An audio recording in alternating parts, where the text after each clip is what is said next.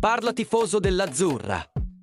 Abbiamo notizie fresche dal nostro allenatore Rudy Garcia dopo la vittoria contro la Salernitana.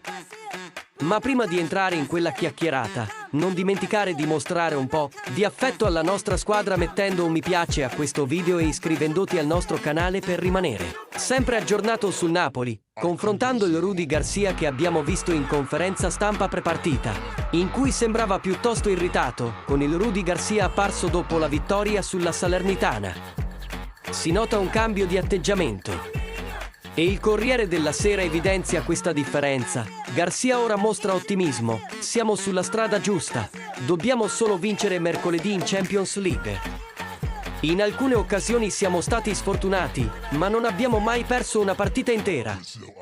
Questo record ci dice che la nostra prestazione fuori casa è stata più convincente, con 4 vittorie e un pareggio.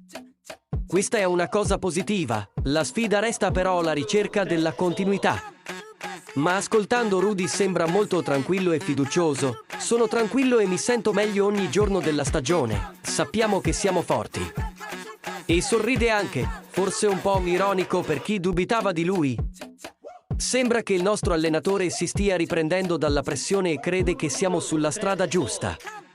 Ora l'attenzione è rivolta alla prossima partita di Champions League, che è importantissima.